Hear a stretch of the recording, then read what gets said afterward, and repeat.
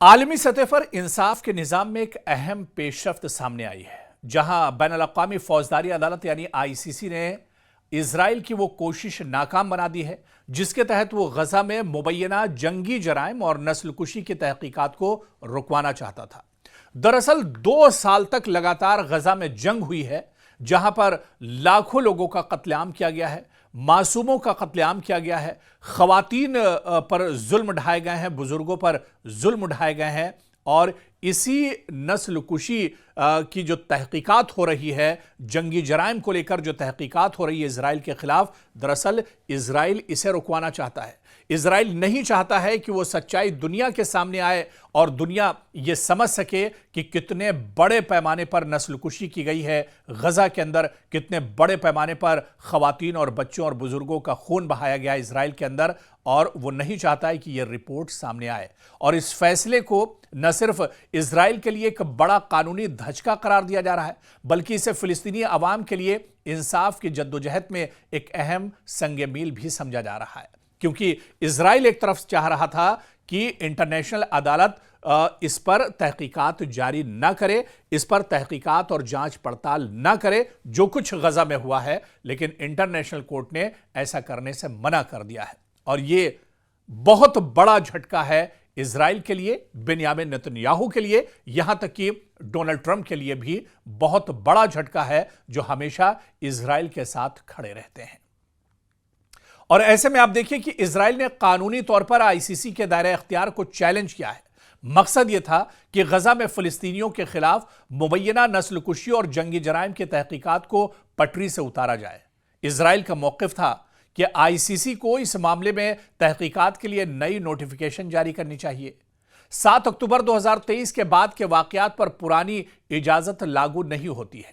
عالمی فوجداری عدالت نے فیصلہ دیا اور اس نے کہا کہ ICC کے اپیل چیمبر نے اسرائیل کی اپیل کو مکمل طور پر مسترد کر دیا، اور اسے اسرائیل کے لیے بہت بڑا جھٹکا تصور کیا جاتا ہے۔ دراصل عدالت نے یہ واضح کر دیا کہ نچلی عدالت کی جانب سے پروسیکیوٹر کو تحقیقات کی اجازت بالکل درست ہے اور اس فیصلے کو پلٹنے کی کوئی قانونی بنیاد موجود نہیں ہے۔ نئی نوٹیفیکیشن کی کوئی ضرورت بھی اس میں نہیں ہے۔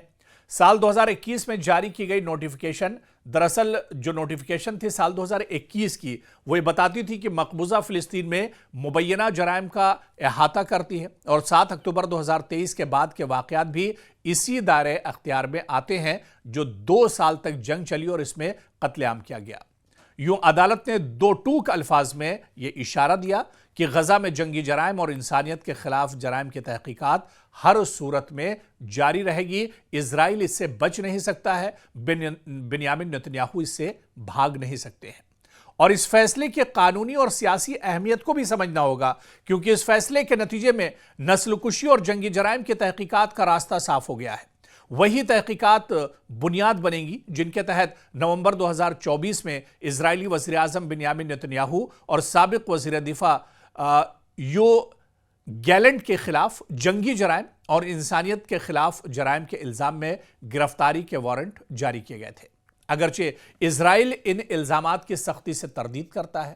اور ہیگ میں قائم عالمی فوجداری عدالت کے دائرے اختیار کو تسلیم نہیں کرتا ہے، لیکن ICC کے مطابق، عالمی عدالت کے مطابق، عدالت کا اختیار مقبوضہ فلسطینی علاقوں پر لاگو ہوتا ہے، چاہے اسرائیل عدالت کو تسلیم کرے یا پھر نہ کرے۔